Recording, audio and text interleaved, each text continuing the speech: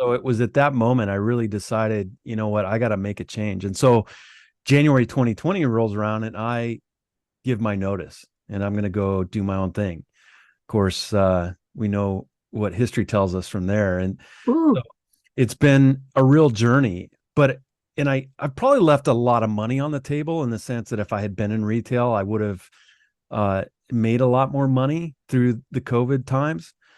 But man, I wouldn't trade the experience because now what that 5 point presentation they wanted me to create. Why did I do this?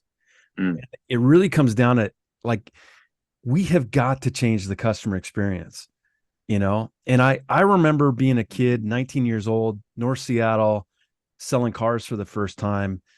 And I grew up in my mom's country store pumping gas at 10 years old. And how I made money, I didn't get paid unless I earned a quarter tip for pumping gas and doing a good job, washing windows and just a stuff. percent of gross profit. It That's makes sense. and I sold cars the same way. So this idea of, training to control our customers, and we would literally do training on the lot to get the customer into the trunk of the car, right? How we treated people, it just was so foreign to me. Yeah.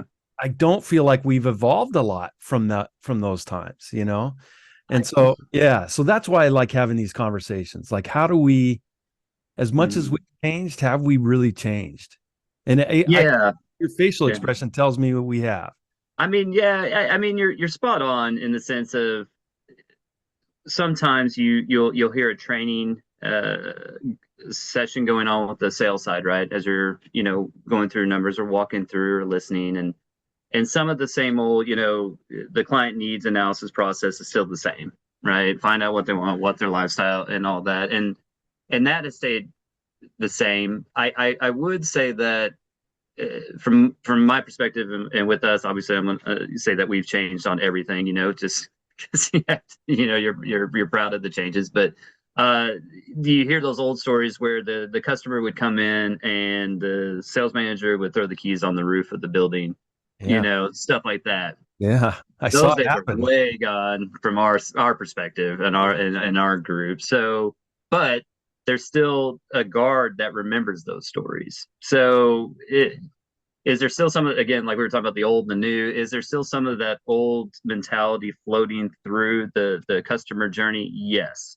I will say though that a lot of the programs that we put into place, from a CRM standpoint, from a follow-up tool standpoint, from a texting tool standpoint, it allowed it started the process of letting the salesperson or the service advisor or whoever is interacting with the customer start having some better interactions, I think, and then as with anything, it got to the point where, and I'm giving a long story here, but it Mm. got to the point in year where that it was templates, right? We're sending out all these templates.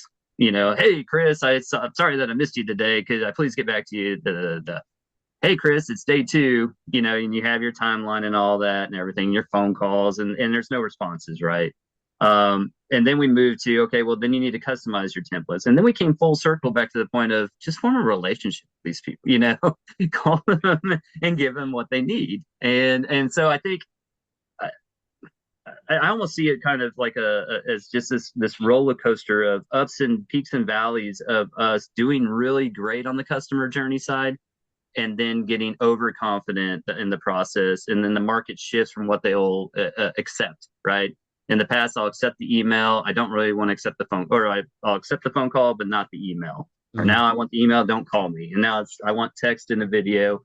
But all of those points were always there, in the last few years. We just now have to reach them where they want to be reached. So yeah, I think there's some of the old stuff still there. Obviously, you could put a lead in for one customer or for one salesperson, and you'll fall into the old trap of templates and the whole old process. And then you've got some of these newer kids coming up or newer professionals that are really good at sending a text message and going, "Hey, Chris, what's up?" So Right. it's a weird. We're in a weird spot, I think, right now, where it can be really good or really bad if we go back to the old ways. You said that something there a minute ago that got me thinking that there was a conscious decision that your group made that maybe others don't. Because one of the things that came up, like yesterday, I saw on LinkedIn, Brian Benstock posted something about change and that Mm, it's inevitable. And effectively, that your ability to adapt to change really determines your success or failure, right? yeah, yeah, and acceptance. It, and I can say in the past decade and a half that I've been out in the field, I've probably gone into, there's probably been thousands of showrooms that I've walked into. And a lot of times when you walk in, you smell it the moment that you walk through the doors of Yeah. the vibe is in the store. And I made a comment on his post that was basically sarcastic, saying, so what you're saying is that we should be open-minded to these internet leads that are ruining the car business, right? Because I feel like if you get a couple of these old school guys, that Yeah. underlying comment of how internet's ruined the car business is right there at the surface. But I get the sense that in your organization, there was a decision made. Do you Yeah, do you absolutely. remember when that Absolutely. And I was? Or remember when we made it. Oh yeah, yeah. Yeah. okay, Yeah, it was 2000. I just want to make sure I get the range right, because the moment it happened was Ford used to have the ranking system. They still do to a certain degree, but it's kind of shifted. But Ford had this system of ranking dealers on their CSI scores, the top 100 of the nation, top of the region, the ranking system.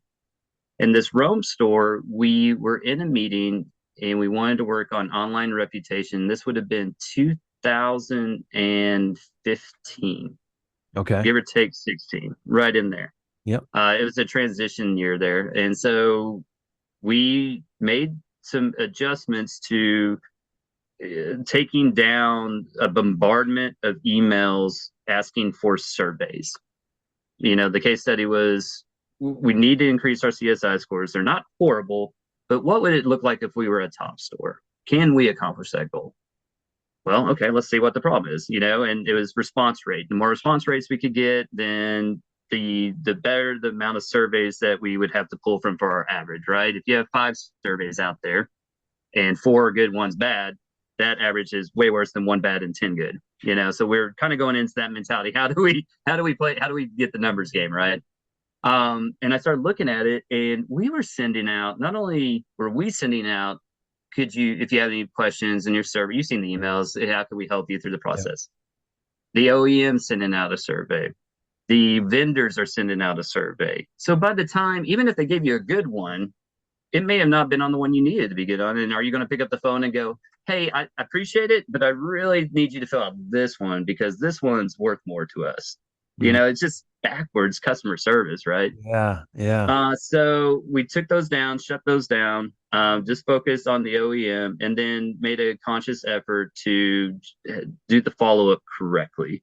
And what I mean by that is there's a script to customer service follow up. We took that out and we tried to instill in what was it that did we overcome the objection to sell it? Yes. The original objection, let's say, was I need room for my car seats. Well, on your follow up on the survey, say, hey, did you get a chance to install those car seats? Did they sit right? Go back into the story. The story's not over. Their lives are still going. right, So let's get back into that story and make sure that we're an expert for them if they need us. So we did that, and we ended up #1 in the nation in Rome, Georgia, for Ford customer service for a month. Like it at every store, I hate to say this like this, but I would drive by Ford stores and go, "I beat you, God, I beat you, I did it, I did it." yes, yes, And then the next month, obviously, everybody kind of catches on to the process and all that. So that was the moment where we realized we could look at a case study of a pressure point and go, well, what are we doing the old way, new way, and combine and see where we're going wrong, right? Like it's easy to put up green numbers every day, right, like, yeah, we're doing great here, we're killing it here. Don't worry about this, we'll fix it. But it takes a little bit more courage to go, do you think we're the bad guys here?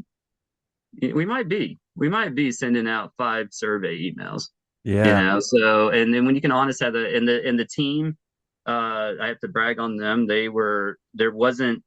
We're very blessed and fortunate that the coach, the owner of the companies, he built a team of not like-minded groupthink people.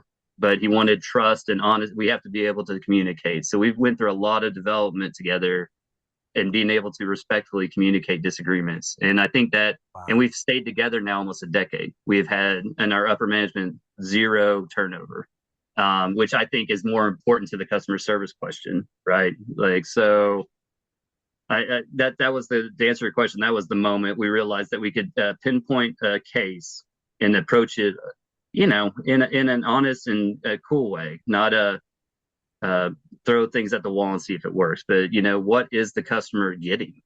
Yeah. And that started the journey. So then we went to the body shop and with some issues, and we went to the quick lane, and then a lot of people take that and go to sales first because sales, and we really keyed in on our service experience, and then that helped us moving to where we're at today with service absorption and everything that we have going on. So we have some foundational pieces in place, and we had service people training salespeople training service people, and it was glorious. It was for that year 16, 17, after we put all the changes in place, everybody was rolling, and then COVID happened, and we had to kind of do it again. Yeah. So Yeah. Yeah. It's funny that you say that, because I feel, you know, as you probably, doing your due diligence, who is this guy and what's this podcast about? I've been working with this company, Performance by Design, in addition to my automotive consulting. And it sounds like what your dealer principal or your owner, I think you referred to him as a coach, I thought was interesting, is that he took chance out of culture in how he wanted to yeah, approach it. yeah, he was the driving force of bringing in the team that we're all within. We've all of our life journeys are different, but all of us share one. We laugh about it. Is there's one solid thing that if you took any personality test with us, anything, and put us all in separate rooms, not talking to us, there's one driving thing that all of us always responded on surveys, all these different things, and it's lockstep, and it's really weird synchronicity, I guess is the way to say it, is we hate to lose. Uh, We hate it. Like we don't necessarily have to win, but we don't want to lose. right. And so that it's really interesting that he was able to find different disciplines and different people in different places and find that common characteristic in his leadership team. And it's really funny when you get us all together because I don't care if it's bowling, I don't care if it's fishing, I don't care. And the stereotype is, well, yeah, that makes sense. They're all type A personalities and all that. No, that's not true. We're all across the board. If you gave us the Myers-Briggs across the board, we're not all the same. And it's really cool. It makes you feel like you're a part of something bigger. Yep. It's not just the same guy sitting across from you like, yeah, you're absolutely right. Yeah. It's like, no, I don't think you're right because I see it this way. So I Is don't know. Do you think there was something, because it's interesting? I feel like that piece of it, what's missing in car dealerships, and I equate it to somebody, every time we hire somebody, they walk in the dealership with their baggage, right? Yeah, And without yeah, some guardrails, that baggage just gets opened up and spread around willy-nilly, right? And so I get the sense like this person, I'd be curious what it was that made him want to be, because most leaders that there's I don't know if it's ego or it's what it is. mm. They don't like that mirror, you know? And Yeah, yeah. Well, to be just perfectly, transparent, he was a college basketball coach at one point at Georgia Southwestern, I believe, was the school. And so when he purchased into the dealerships, he brought a lot of, and even to this day, he'll say to you, "I'm not a car guy. I'm not a car guy." Now he appreciates car guys, quote unquote, and he respects, quote, all that. But he himself is very clear on, I'm not one. And I think that kind of translated across to us that it's so easy for us to speak the lingo, do the standard stuff to make a car dealership be a car dealership. What the hard part is to look at us as a one-stop shop for you and your family Mm, and take the car dealership out of it, right? Like how do I get to where you're at? We can do fancy stuff. We can do digital retailing. We can do stuff where it's almost kind of crazy now, where you don't even have to fill out a form, and we can map it back to you and your previous customer in our CRM, and we can see what page you landed on. And it's like, hey, you were looking at Explorers and you bought one for me in 2018, and now it's 2023, and you need an Expedition. We can do all that stuff, the cool stuff, but we don't always think, hey, Chris, you're busy, man. I've got mobile service. Let me mm. send that out to you. Are you cool? Your oil change is due, man. Is the light on? Like, and just knowing the story based on the data. And I think that's the trick, is looking what he brought to the table more than anything. For me especially, was you're not a car guy traditionally, but you need to learn those aspects of the business. But we need you to look at it and go, what about this journey are we missing in the data? What's the story here? We know the story that they bought. We know the story that they serviced. We know what they were. And you just kind of ping pong back between that, right? We know they declined service, right? Well, why did they decline service? What's our notes on that? What was the issue? What was the fear? What was the I don't want to even say objection, because they're servicing with us. Like, what was it? So just adding little conversation notes along the way that were relevant, I think made a big difference for us So moving forward. that's an interesting, because that's an area that I play in with my consulting business. Is Mm. it's real easy, and COVID showed us that we're really good at doing business with laydowns, right? Oh yeah. Um, but the moment that the objections start hitting, how are we logging that interaction? So Hmm. even what you're saying there, like getting your your service writers, getting your salespeople to answer the question why. Hmm. Why did they not want to go to the next step? And being conscious enough to have that download, and consistent in the sense that we're doing it every time, you know? Yeah, and that's the trick. You're hitting it on the head again. Is it all comes from the top? So kind of bring it full circle. Coach brought us into that mindset. Then you have to be consistent, right? You can win a championship year, but can you do it again? Yeah. Can you do it again? It's harder to keep going. And the customer experience is interesting, and sometimes you just don't know. Everybody's got a story, and we're real good in the auto side of life, real good about telling other people what that why was without getting the real one. Like, Right. it's easy for us to go, well, they were just too busy right now. No, they didn't want to give us their email address because they get so many. No, they don't. Well, they didn't do it when you finally talked to them. It's because they looked at their watch and they were worried about picking up dinner before they picked up the kids. But no one says, Right. if you don't have that camaraderie, you're not going to say to someone at the desk, like, I hear you. I need the breaks. I got to get food, man. I got to pick up my girls. I know. And I need to do it. I know I need to do it. And then once your life kicks in, but taking that extra step to when you call them on decline service and not go, hey, last time you were in here, Chris, you said no to brakes, and I just wanted to know if you got those fixed, because ooh, that could be dangerous. As opposed to, hey, you were such, I'm like that too. I know you got the kids. Everybody's good. Are they in the program? Is everything going good with them? Cool. Can I come pick up your car and bring it in and knock out those brakes? Because I am worried about you traveling with those kids on. I am worried about that, but I can come get it. You don't have to move. In fact, if you want me to drive out to your work, like taking that extra relationship step, treat them like your family, you Yeah. know, and it's easy to say that, and it's easy to do it once or twice after a manager meeting when you're like, remember, this is what we do. Yeah. It's harder when everything else is going well to not grind. When we were just selling vehicles left to right, service vehicles left to right during those, if you had it, you sold it, Right. in inventory.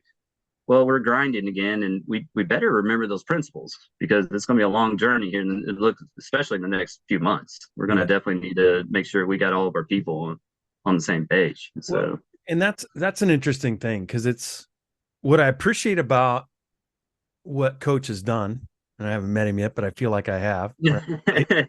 sounds like the kind of guy that I'd want to work for, right? Oh, absolutely. And Absolutely. and so he's humble enough to assemble a team.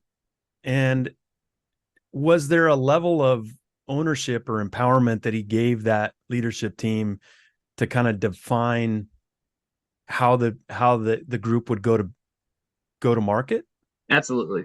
Absolutely. What did Uh, that kind of look like? um, Or what would be an example where yeah, that's so, um, it was personalized. I guess the best way to say it was personalized based on the people of the team.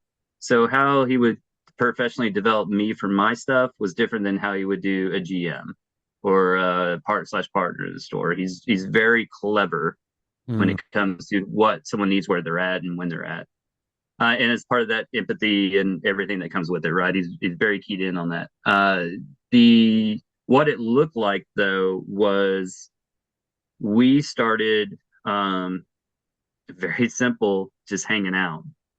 And I'm not talking once a quarter, once a year. We started doing trips together. We started meeting each other's families. It wasn't just, yeah, we work all these hours together, but I have kids, right? Like that's not even in after a decade together, that's not even across all the managers and the team and everything. So the change really was individual professional development, defining the metrics as a team that we wanted to look at, and then going having a barbecue or a dinner and sitting there with our families and kicking ideas around, mm, especially in the early days, right? Like yeah. my wife remembers me with stacks of folders and her going, "What are you doing?" I'm like, "I just don't know. I don't like the 1-to-1 ratio. This is almost 10 years ago. I don't like the 1-to-1 ratio for advertising. I don't like vendors coming in and saying, we delivered this to you when I know that the average shopper goes 5 to 7 places, but I have to attribute something." So Mm, I pulled deals from years. I mean, my house was full of just folders, and I'm just going through the whole thing and making up my sheets and everything. And then I'm like, oh man, I just created an influence report, right? So I can start attributing now before they started doing all these cool things with influences, and still vendors were selling that way. We delivered this. Now you hear the cadence, we influence this, right. right? Right. So I started creating influence reports where it was just like, okay, well, I can't give you 1-to-1, but you got a third. There's 3 touches that I can confirm through analytics and everything. So I'm going to give you a third. And then I would keep my tallies. And now obviously we have programs that do all that. But at that time, to go back to your original point, showing that to the leadership team and going, hey, I think we're looking at the data wrong. We've always wanted to look at this, but here's the formula I kind of came up with how we could value this. Is everybody on board? In my mind, before the relationship, I would have just came in and said, hey, we're measuring this wrong. This is how we need to fix it. Here's how we're going to look at it from now on. Right.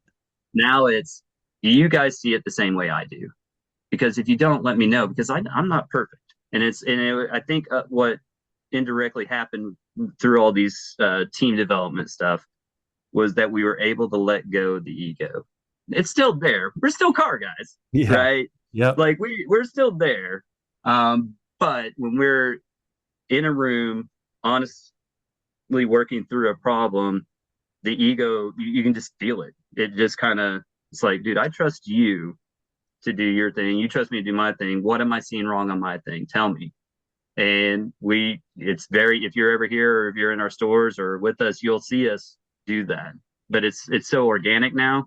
Like it's almost, it's really nice to see someone's eyes shift Mm, from that team and go, they're not comfortable with that. So what do we need to do? They're not ready to talk about it. Let's pull it into another meeting. So I don't know how to put that other than that story. Like it's just become so second nature to us to look at each other's stuff and be honest with it. yeah. Is there It conflict? Yeah. Yeah, there's conflict. I don't want to give the wrong impression that there's not conflict. You have those type of personalities and that drive and that fear of loss and don't want to lose. You're going to be passionate about some area or some cog, yep. and you have to be able to personally develop through that. Mm. So There's it's an interesting thing. Just to give you some background, right? So because it seems like your coach has kind of gone through this similar thing. So with Performance by Design, one of the founders is Paul Roos, which in America, nobody knows who he is. In Australia, he's a household name Hmm. because he was a coach that was a former Hall of Fame football player for Australian football. Like, Gotcha. guy was anytime he played on the Melbourne Cricket Ground and he got the ball, they would chant his name Ruse throughout the stand, right? Like, Which is awesome. yeah.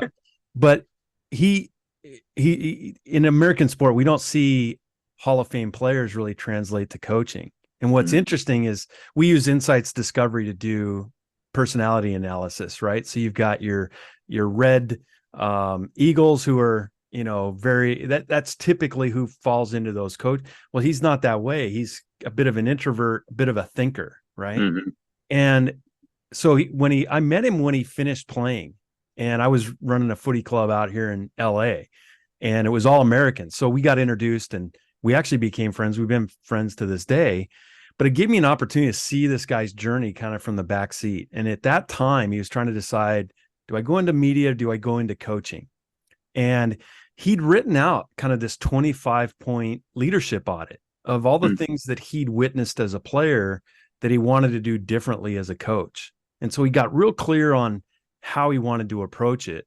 Things like never talk to the players immediately after the game. Like his comment that he's seen more relationships ruined in that moment than so. That makes sense. Right. Yeah. I mean, we see that in a car dealership. I mean, Oh, absolutely. how many Yeah. times do we see deal jackets flying across the sales office? Right. Never seen that energy. Right. But he ends up taking the coaching path. He's an assistant coach, and they end up firing the head coach mid-season. They're tanking, right? This particular team, the Sydney Swans, hadn't won the premiership in 69 years at that point, right? It'd be like, insert NFL football team here, right? New York Jets. But Oh. but he ends up taking the role on. They end up going on a winning streak, and I'll save you all the dramatics. It's kind of a story that if you, as I'm telling it to you, you'd say, "Oh, that's bullshit." It's made for Hollywood. No, it sounds like legit, real thing here. Yeah. So he ends up. They were going to hire a big name coach. The fans revolt and they pick it out outside the club headquarters. We want Ruzi, So they end up hiring him. But what he did was in the interview process, he laid out a 3-year plan. And that plan included this guy to come in and help them facilitate culture change. And so what he did was a completely different model. So if you can imagine Australian football where they play football without pads, and it is the quintessential athlete sport, right? You're playing full contact football, 360 degrees, and we're not wearing pads. It is an alpha sport, right?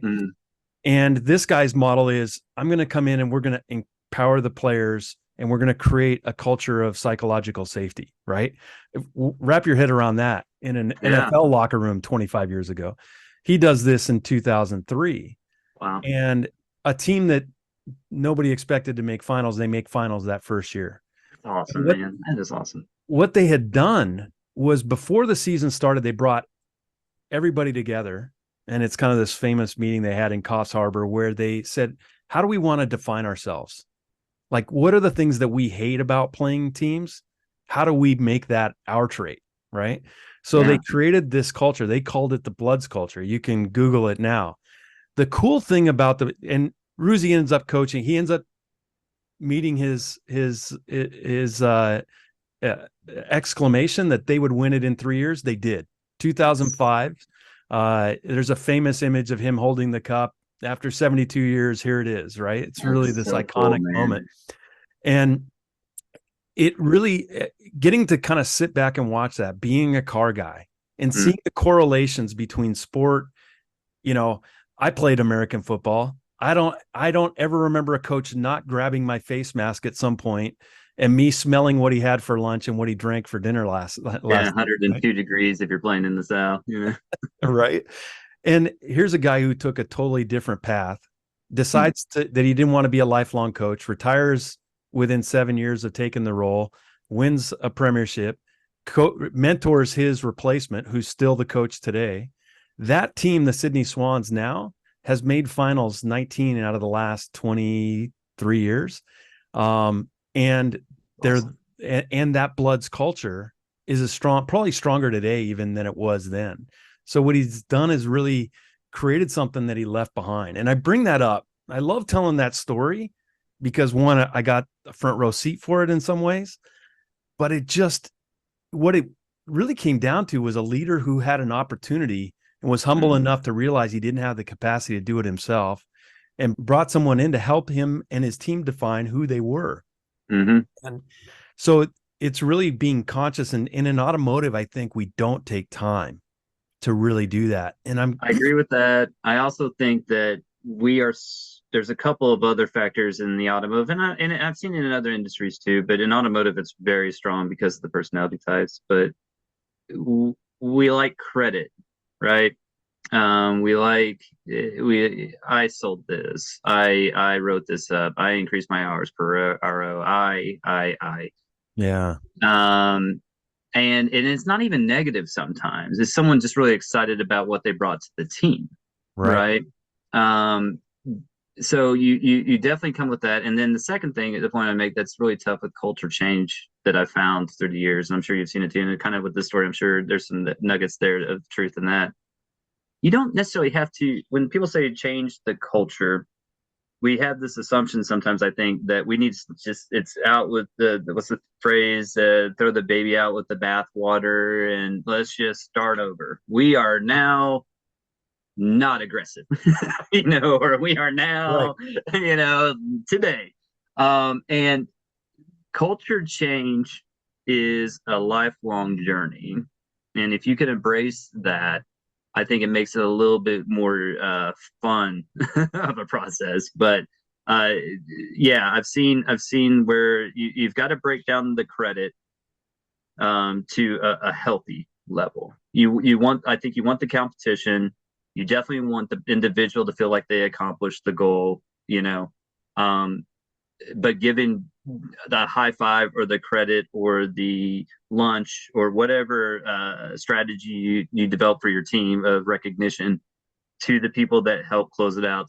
Thank you for putting my deal together. Thank you for finishing this up. Thank you for being at the parts counter when I took them around to introduce the lot, the lot visit aspect of it. So it's difficult though. Once again, it's always great when you come out and you see it effective for a day, a week, a month, everybody doing it. And then you look up and 3 months have gone by and you haven't seen somebody do that.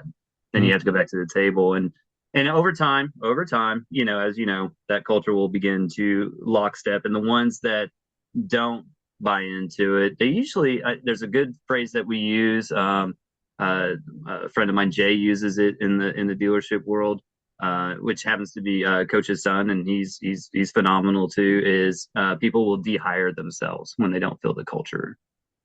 They'll take care of it. You don't need to get off the culture message for that. They're gonna do it themselves. There's not, and I never believed that in the beginning. I was like, there's no way, man. They're not gonna look at it. Everybody's gonna look at the new culture and go, this is awesome. Yeah, we're more responsive. We're giving credit. Some people don't want to do that, and you got to be okay with that, and they'll find a way to leave. They don't want to be in someone that has that high, this is me, look at me, I'm all me, is not going to take for too long, from my experience, someone going, well, yeah, you did a great job, but did you give thanks here, here, here, here, and here? Right. You weren't alone. So they won't take it very long. They won't. Even our highest performers still give credit to the team now. And it's awesome. Absolutely awesome. It's funny. We have a phrase for that. They find their way in or they find their way out. Right. And and you're spot on. It's so interesting to see that your organizations come to that realization, is that we have our standards. And if you don't fit, we're just going to do our thing. And then it allows people to find their way out. Yeah. I think that's an interesting piece. It happened the other day. I got a phone call from one of my former salespeople who's been promoted to be an internet director of a 10-person internet department, BDC. Yeah. And has a meeting with the GM. They're not real clear on expectations. not real. And this is a middle pack import store, right? Mm. Um, but the problem, without any KPIs really, and no expectation. Here's your pay plan, Yeah. work your pay plan. That's the Right. expectation, right? Yeah. Yeah. Yeah. But the store isn't meeting its goals. And I, as the GM, have determined it is your department. Now, Mm. meanwhile, this person's had zero training from the GM. Mm-hmm. Was that typical high performer that we put into position, and we just expect that everything that they did will be extrapolated out to the team, and off we go, right? Mm-hmm. And so it was really interesting because then she, to her credit, had the balls to stand up and say, listen, give me some training. You want me to meet That's these a things, tough thing to ask. right? That's a real tough thing. So he says, okay, fine, find somebody. Well, she did. You. And I went out there. Good. And what happened was he ends up telling her, well, the dealer principal is going to expect me to do what he's going to do. So, let's just kind of, and it just, I'm baffled by that. And that's that Yeah. piece where here she is wanting to be better Yeah. in an organization. And I see that all too often where we're not mentoring our people in that way. And it feels like your organization's got that. A little bit. I mean, we fail. I mean, it's easier when you and I are just talking to sing the praises, right? There's growing pains for sure. And have we always been in the same page? No. I think, as you were telling that story about her, I was thinking back to, another component that when you look at the makeup of the executive team and the upper, every one of us started not where we're at in the dealership world. And so I have a GM partner in the number two store in the Southeast, Ford. He started as a detail guy years and years ago. Yeah. I started as a business. They didn't have a BDC department, and they thought they wanted to build one. So I built their BDC departments and did their drive for school events. That's how I started, and then making sure we were compliant on our tests. And then went to the body shop, and then like all the managers have. Our CFO started out doing intro to admin, basically of someone came into the dealership, we need to create your passwords. That's our CFO now. So Wow. I guess thinking about that too, it's kind of a genius move as well. It's kind of the Chick-fil-A model, right? Where you have to be in the store and before you can get your own store. And all of us, there, it's hard to think about it like that. I'm glad you brought that up because it's fun to think about that. There hasn't ever, knock on wood, a problem that's come through in our group meetings where we're like, gosh, we just don't really know what to do there. like the experience of all these different departments, and not just what the problem is, but what the actual individual is feeling in a detail department that a sales manager may or may not be getting, Mhm. or vice versa. The detail person doesn't see the full picture. There's a disconnect in the story. But if you've got someone that's seen the story from chapter one to ongoing, they can mediate that. And I think that's what we've really become. I mean, we still make our decisions, we still do our stuff, and we fail, and we grow, and we learn, and we hit numbers, and we don't.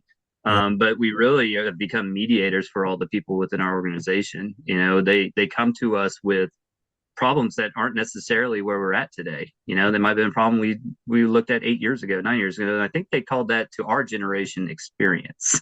Right. Yeah. It's funny how that works, isn't it? Yeah, right, right. I failed enough to know. Right. Well, and sometimes when we've failed enough, it's hard to let our people do the failure. And that's, No. you know, one of the things that we do and one of the things I've learned over the course of this, ever since I left Shift Digital to start this, is that I learned I didn't want to train salespeople.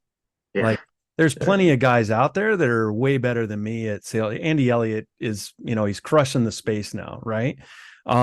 Plus, what I realized, I had a 20 store group I was working with, and as I start making the rounds month after month, like, they're not retaining this stuff, Mm.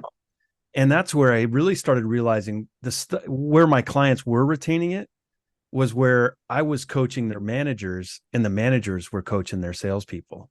Oh yeah, yeah. I mean, it's the same thing. It's repetition. It's muscle memory. Thank goodness if you have a good management staff and good team, they've got some cards already in their deck that Yeah. they've been through. And if you've been in the auto world for more than 10 to 15 years, you've probably had a few training seminars Right. that you sat through. You might have grabbed a few nuggets to put it together. Yeah. But yeah, it's with anything, people and processes, right? So if we introduce a new process, the people, it's not always static, right? In the sense of it comes from the top all the way down. Sometimes some of the best ideas and the change in process comes from the bottom up, so to speak. We've when you go around, a few years ago we put together cross teams or cross department teams, and we set up 3 to 4 in each store. And those, what they would do is you had one from service, one from sales, you know, you had a technician, a parts guy, and they formed their own committees. And then Oh, they wow. would go around and look at each department and go, you know, you walk into sales and you've seen a box of display stuff that hasn't been put up for a couple of weeks or a month. Yeah, I'm sure you've seen that when you've walked into a store. It's like, hey, man, the fall sale was over 2022. But anyways, you know, it was interesting what we found when we get the reports, because we removed ourselves from it. You create what needs to be fixed, the outline plan, and then bring it to us if there's any money investment or anything that we need to put the company in debt to fix. Hmm. Most of the stuff wasn't that. Most of the stuff was they would, with a fresh set of eyes in a new department, you know, it was, hey, I would pick those boxes up, man. Like if I was coming in here, I wouldn't want to see those boxes. Or if they're in the service side, like, we need to, that looks dangerous. You know, we need to clean that. You know, shouldn't we clean that up? Should we do that? And over time, these committees just started working together and Yeah. talking to each other and just being open, you know. And then it was at first, when we first started the idea of building it, so much pushback, I so much bet. pushback, Yeah. Right. so much pushback from the old timers, you know. Like, I don't need a 20-year-old sales guy come in here and tell me how to do this, and vice versa. They don't know anything about it. They're just dirty back there coming up to their front telling us to keep clean. Yeah, that's rich, you Yeah. know. And then when the numbers started changing with it, and we started being transparent about the numbers shifting with it too, because there's that aspect, Yeah. right? Yeah. 100%. And saying, look, this is directly related to you working together as a team. Well, then they started going to lunch together. Then they started doing this together. Next thing you know, hey, can we do a softball team? Can we, you know, it's just awesome. And I think, again, that was a situation where it didn't happen in some weird vacuum where we're like, hey, we saw this training seminar where if we could form teams of different makes and models, you know, it was more just sitting around going, I don't think these guys are talking. You know, sales is mad at the parts department because they didn't get the thing for the PDI, and the PDI is saying you're dropping this off and not doing the tickets right. And I don't think any one of those people ever said, hey, Chris, man, why are you doing it that way? Right. Without And what it. do you mean, why am I doing that way? That's how we're supposed to do it. Well, when you do it that way, I got 20 boxes back here and I can't get through them. Like, is there any other way we could do it? I was like, well, what do you think? Well, what if we did it, you know, Monday, Wednesday, Friday? Yeah, I guess that'll work. Let's give it a try. Should we get some manager to sign off on it? No, it's just me and you talking, man. Let's see if it works. You Yeah. know? Dude. Um, That. and then you throw in some analytics, you know, with some capacity stuff, models and stuff, and start showing that to them, going, hey, man, you were at 70%, now you're at 80. And is there anything else that you need? Yeah, actually need a new lift. Now we get into the investment side of it, right? Let's not just throw money at a problem and expect results. Let's make sure that person knows the problem. We can tell them the problem, like we can see it in the data, but until they say, this is my spot as a part of an organic team, I need to talk to this person in their silo. You know what? This silo thing doesn't make sense because I have to yell over my silo at them and they're yelling over their silo at me. If we just didn't have these silos and I could just walk up to them and go, hey, man, that was fun. Bowling league's awesome, right? Yeah. Hey, man, PDIs, we got some problems again. Oh, yeah. Is it the same one we had before? Yeah. Oh, dude, I got a new manager. I gotta give him the page. Thanks, man. See ya. You know, way different world. Way That. different world. And that is, it's so funny that you bring that up because that is, and it is siloed, right? And Mm-hmm. I mean, I haven't worked in hundreds, but I worked in a lot. And I actually got to a point, I was probably part of the problem early in my career Mm. where I started realizing that, you know what, if we actually work together, it actually benefits both of us. and our customers even benefit. How about we just put them as our primary and then work it out? But just being able to have that. And what I love about that piece is the empowerment piece. Yes. It makes accountability totally different when your Hmm. people feel accountable, responsible for how things work, as opposed to being held accountable where I got to micromanage you to do what we expect. Yeah, and just and you've seen it before where let's say we're looking at a capacity on a lift. How much more can we get out of this thing? Well, okay. I calculated based on these numbers, based on these my analytics, based on everything. Threw it all in a bucket, and I came out with you could probably do 2 to 3 more jobs on that if we did this. All right, Chris, 2 to 3 more jobs out of you on your list. What are you talking about, Kevin? Like I feel like I don't have a place. I can't. There's no way. Versus, hey, Kevin, I think I can get 2 to 3 more jobs out of this if I could just get a little help here. Well, Mm, do you know the parts manager? No, I haven't met him yet. Let's fix that. yeah. So it's a subtle difference, but it is a difference. You're still working on capacity and trying to get the most out of it. But instead of me telling you your capacity, you're telling me the capacity. And Right. you see it in high performing teams all the time, especially, using the reference with football. Um, the analyst in the booth calling the plays down isn't guessing about what they're seeing. Right. The coach receiving the message isn't going, I hope they're looking at that right. Yeah, I guess I'll call play 32. The Mm, person calling in the play isn't going, did they really want 32? Like there's no, these high performing championship teams, there's a trust factor that just yeah. and goes. And you can see it in teams that trust breaks. It's a little wonky. And I've had the experience of going into other dealerships and friends of friends of owners that want to look at data and see what we can do to help each other, because that's a big part of our experience as well. We will go out to other dealers and help Mm, if there's a mutual connection that's having a problem looking at the data and or the training, or it's like a weird 20 group. I don't know how to describe it. It's just like, hey, my friend just bought this dealership. Can you go look at their stuff? Yeah, man, I'll be there tomorrow. yeah. So we've never really worried about others as much as trying to put we embrace what we are and we like it. Is there hiccups? Yes, but we've had a blast coming up with solutions for the last 5 6 years. Just a blast. It's been so weird and so organic and so fun, and it directly comes down from the top. Yeah. It's that vertical. I believe in you guys. You need to believe in each other, and Mm, then that kind of flows. It takes time though. That's the thing. I think people want when they say I'm going to do a culture change. It's not tomorrow, man. It's like the case you gave. 3 years from now, we will do this. But yeah. just how amazing is that story to be able to look at that from his eyes and go, yeah, I'm going to need 36 months.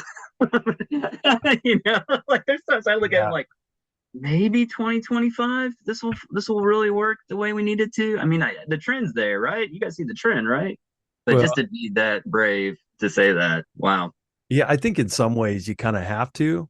And certainly if you understand more about the journey, like there was a preliminary final match where they were down by like 30 points or something in the fourth quarter, and they end up kicking the winning goal with like 2 seconds left on the clock, right? So Awesome. there were Awesome. so many things that happened on that journey that at the end of the day, when you look back at it, he Mm. would say we drew that up.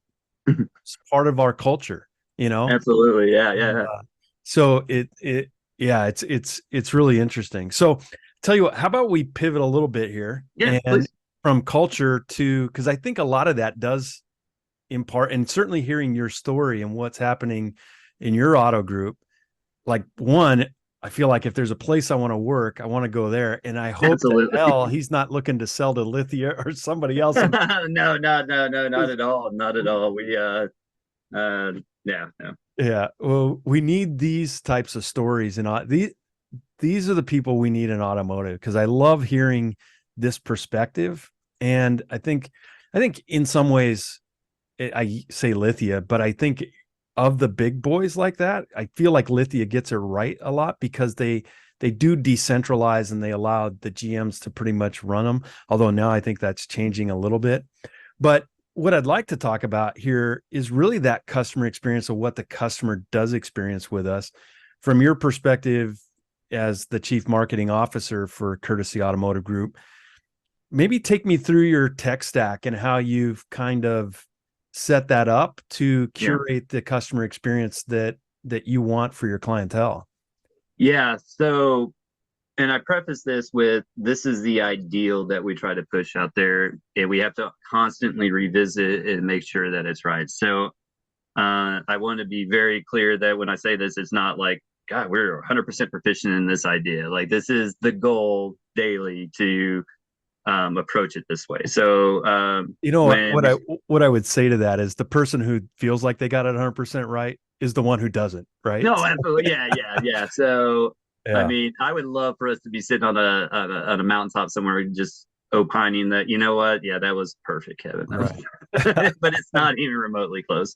So, ideally, the customer experience and the customer journey needs to start out with some sort of engagement somewhere, somehow, on their terms, right? We don't use lists. We don't do things. We might use an OEM, you qualify it type stuff, reach out. Again, without the relationship first, you can't expect any result other than just being like anyone else. So you have to have a relevant business reason to make the phone call, much like we teach B2B people in the field when they do a cold call. You need to have a relevant business reason if you expect to set the appointment. Same type of philosophy. What I like to say sometimes is I like to design our sites and and I have to preface this too. It's hard on podcasts or I did an interview with Daily Ad Brief. In the automotive world, it's easy for me to say, well, all you got to do is sign up with this vendor to match this, to do this, to that. And you should see an increase X amount percentage gross. And then next thing I know, my market share just, here's our winning deck, right? Yeah. So I had, Well, and forgive me if I'm not too specific about how we look at it, but ideally the customer journey starts with a motivation, right? A fear of loss or hope to gain.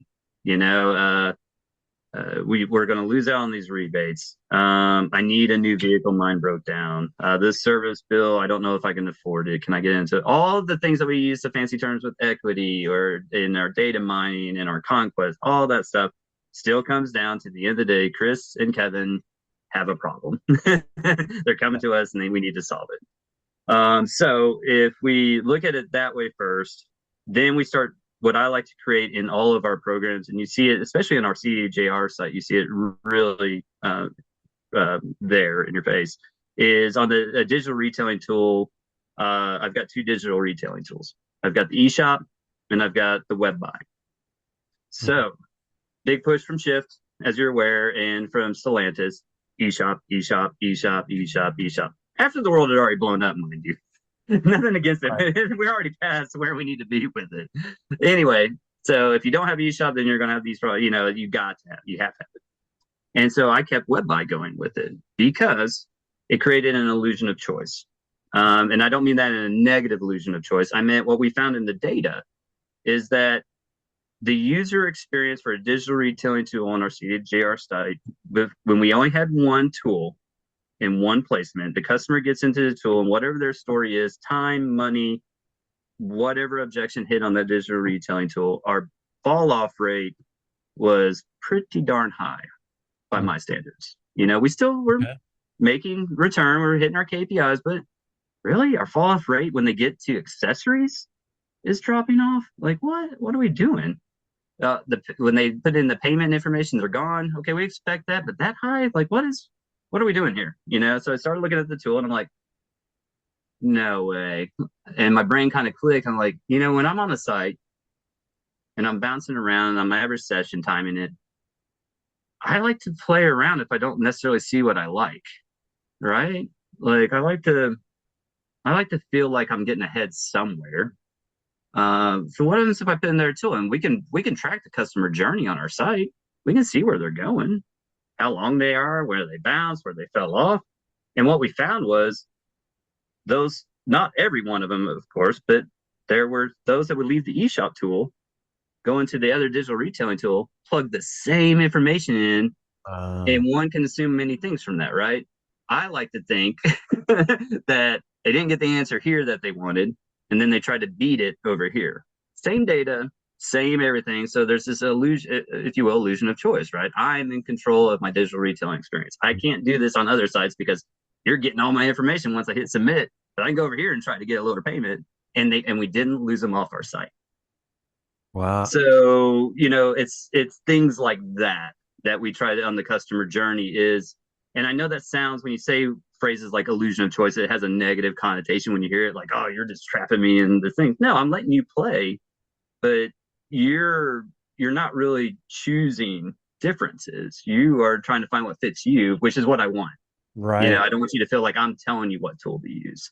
So that's a great example of kind of that journey. And then, of course, there's retargeting. Of course, there's the organic. Of course, I have things out there where if you come on our site, we'll figure out where you're at before you commit a lead form in, and then we'll match it up with our CRM and DMS data, and then we have another story. So, that journey, when my people call now, it's really focused on, hey, this is the story that we know, and Mm, then we wait for them to tell us where it's wrong or correct, or but how, you declined service, Chris, last time. Wish you hadn't done that, as opposed to, hey, Chris, did you get your kids on time? You're heading to a soccer game. Yeah, good. I want to listen on my mobile van. We need to get these breaks. You're transporting your kids around. So everything, that the culture that we were talking about to the customer journey experience has really become a storytelling session for mm, the customer. I want them to tell me everything, of course, anyway. All auto people we want you talking to us. right. But I don't need to be in your face about it. You can tell me your story on your time, your searches, your everything. Trust me to handle your data in the correct way to reach back out to you. Yeah. That's kind of the philosophy of how I see the customer journey.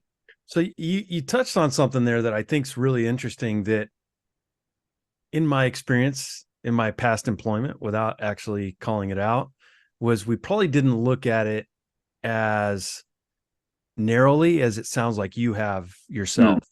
Where do people drop off my digital retailing tool? Where's the yeah. eject point? And conversely, where's the engagement point? At what Mhm. point? And Where are they going? where do What I are they where do I doing? where do I create a friction point where I Right. can optimize that, where I'm giving enough to earn the right for that engagement? Were there some things that it sounds like you've done in that you kind of went, yep, that's where I want to look? hmm hmm And Yeah. So totally the understand if you don't want to share that, but like, it's the data's there. If I was talking to someone in my field or someone in my position across a competitor, I would say, the data's there in your side. What I have found when I talk to other dealers, I'm sure you found this too, is there's not enough knowledge about where to access it. Sometimes one program doesn't talk to another.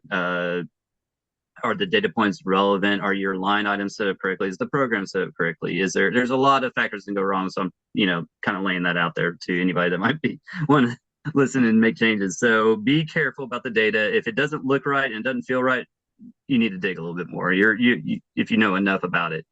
Um, the second point about that is, if you're going to make a switch for the customer journey, have customers do it.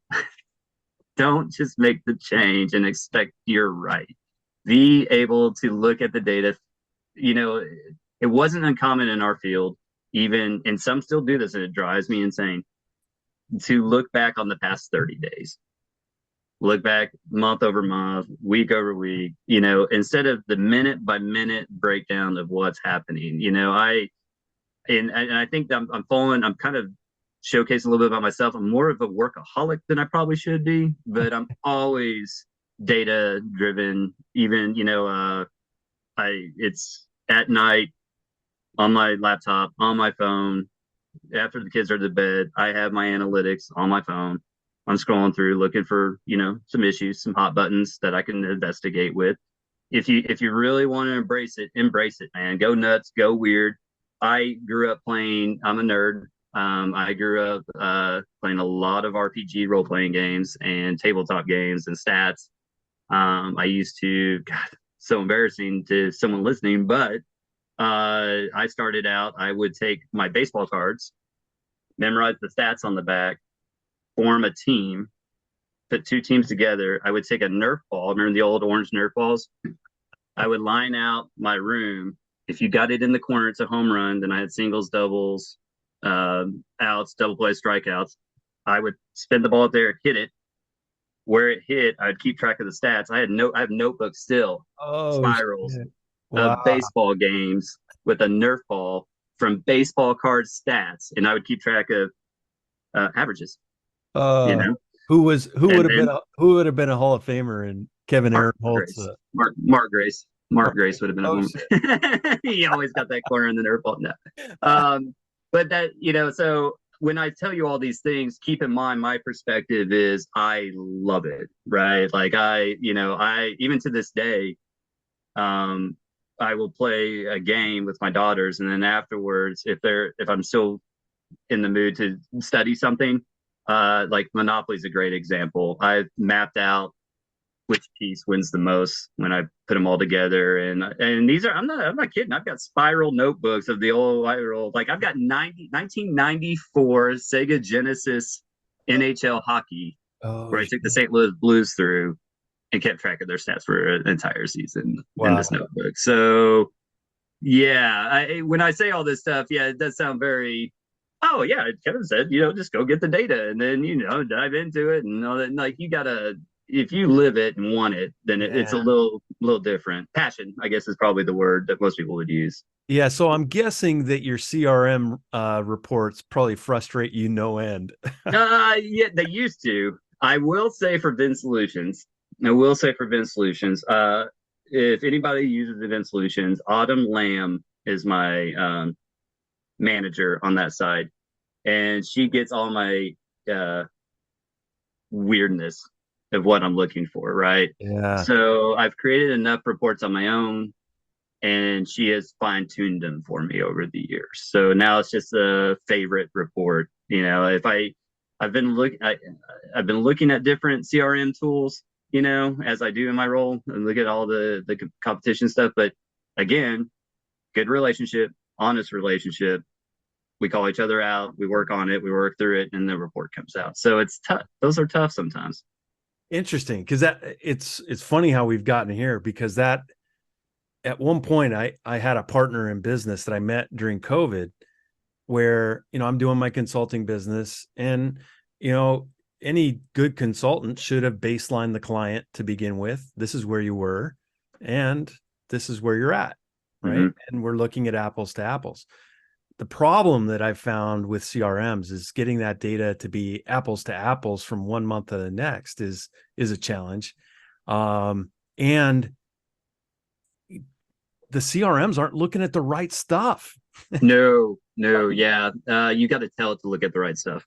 Man, And some of them are really great about it, and some of them are really bad about it. oh, I like. I'll just be transparent. I like Vin Solutions. I like Drive Centric. yep. Not a fan of E-Leads. Just for the reporting aspect of it, Yeah. I think it's fine in the management of a dealership lead system if you have to have one, right? But Vin Solutions and Drive Centric for me are probably Mhm. about as close as I can get to being comfortable with that process. I do like outside of the auto side of life. I was always a Salesforce fan. Mhm. I think it had some kinks to it as any of them did. I used to hate the stages where it'd go from like stage one to stage two to stage three, and then somebody could kick it back to stage two, and you had these flags and yada yada yada. Yeah. But it's come a long way. Um, yeah, CRMs are what you make of it. So you get what you put into it and what you take out of them because they come preloaded out of the box with a lot of templates and a lot of processes that don't necessarily translate. Yeah. And I think that's where Drive Centric probably has a little advantage is that they're not operating on 2005 technology. No, not at all. And I love the social aspect of it. You know, Yeah. the layout is just Being able to fantastic. communicate within the tool. It's just a feed, man, of info that you can set up the way you want it. It's responsive to you. It's really interesting tool. Yeah, it's funny. It's funny in the sense that I think a lot of stores that most people just have indigestion at the thought of making a change to a CRM. But it's funny with that particular CRM, that's one where you actually see the store's numbers tick up right away. I agree. I agree. And also, I got to give credit to them. It's not user friendly in my experience, but it really is a solid CRM. Or it was weird solid. The Ray one, the Reynolds one, it was so cumbersome and so. Look at you. Yeah. I'm sorry. I had to do it. I had to do it. I, No. There's no good point. hey man, you know what? I've got some great friends that work at Reynolds and Reynolds. Mm-hmm. And with all due respect to them, I just feel like these are not the these are not the things you're looking for. Absolutely. I just yeah. So yeah, Sorry, I had to mess with you a little bit. I knew you knew exactly what that CRM was. Yeah. Yeah, no, I think the key with any CRM is just making it simple enough that people can work within it and Mm-hmm. make sure you're dropping your customers into the bucket. So the area that I found, it's funny, we got really good with Dealer Socket of all of them. I've heard that's a good one. I've seen it. I've never played with it. What's unique with Dealer Socket is that it has a dashboard and you can create custom widgets. And we created there's certain points in interactions with your prospects who aren't customers yet that are moments that most managers are blind to in a dealership, right? Mm-hmm. So you've got a lead. Everybody looks at response time. Those that maybe are next level up are looking at their contact rates. Yeah. So a lot of times they're having to jump from lead to actual appointment set, but you're missing that contact rate piece. So, do you really know how well your people are managing the leads? The key moment in lead gen or handling inbound phone calls is when an engagement happens and an appointment isn't set.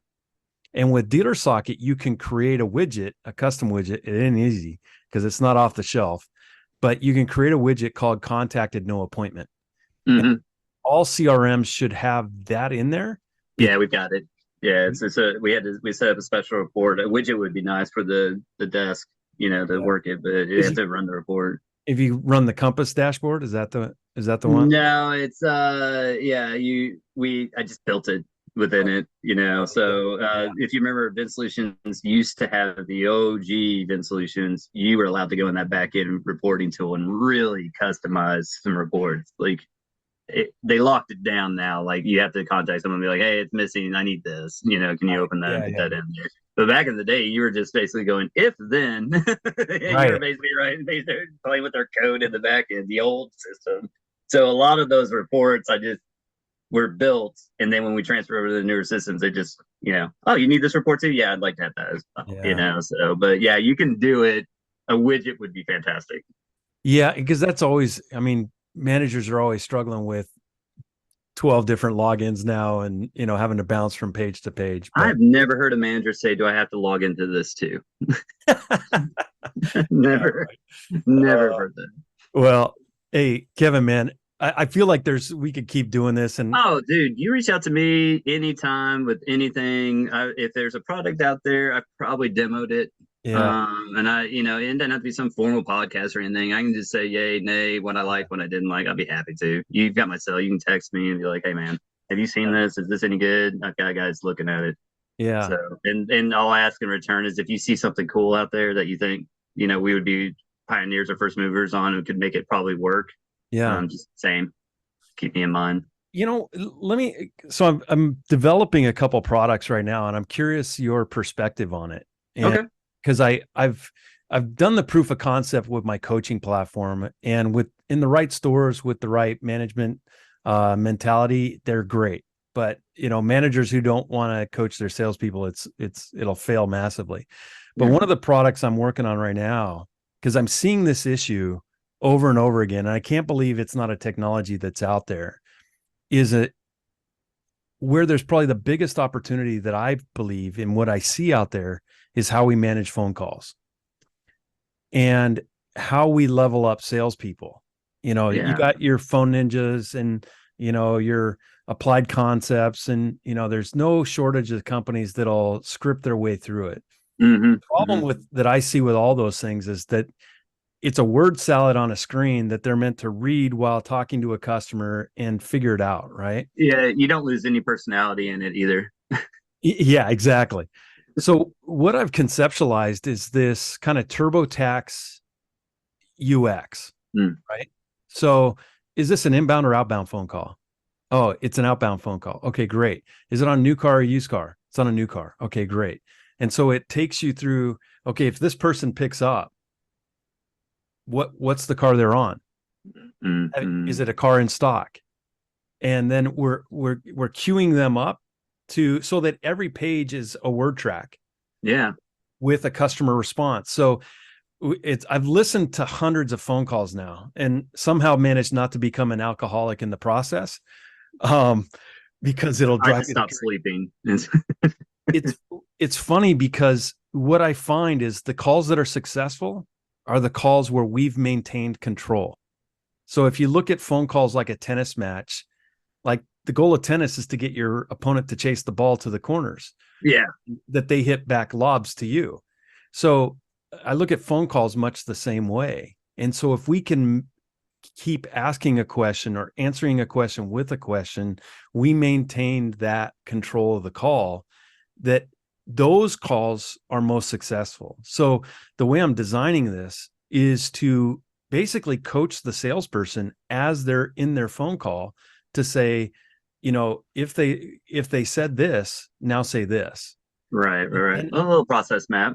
It helps. Yep. And so what it does is really get the salesperson, whether they realize it or not, seeking to understand, because the disconnect most of the time is that, what can I get? What can I get? What can I get? When can you come in? When can you come in? Yeah. My boss was on me. My manager was on me to set appointments. I got to have so many appointments. Well, if you're just setting the appointment, okay, that's not what we're trying to do here, right? From what you're saying, it goes beyond that.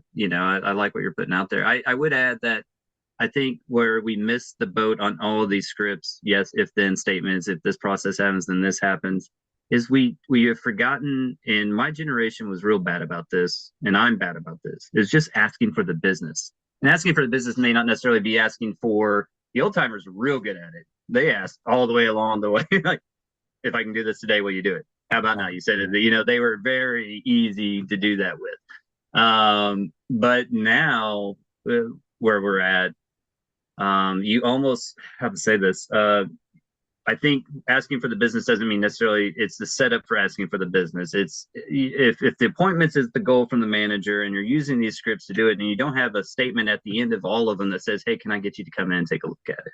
Right. Because a lot of them are like, oh, you're busy today? Well, when's a good time to call you back? Yeah, you left with an open-ended question, but Thursday at 4, click, right. As opposed to, I know you're busy right now. Can I bring the car out to you? Because my goal is to get you in the car, right? Well, the goal is the appointment. Well, that's the closest thing I can get to on this call. And I got to the yes, no flow, and no, they're not coming in. Here's my last ask to get them in this vehicle. Yeah. So I that's the only thing I would say on that I miss hearing. I actually miss hearing people ask for business.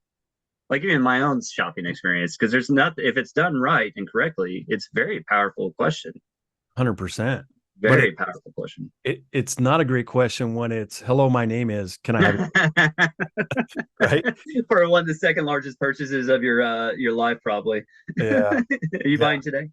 How can I help you out with anything else today or anything else? I'm going to probably head out and spend some time with the family and kind of take a little break.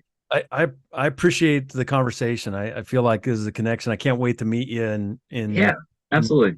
But come out to Georgia. I'll take care of you. We'll grill out, hang out. It'll be good. Right on. Yeah, Kevin, I appreciate it, man. And,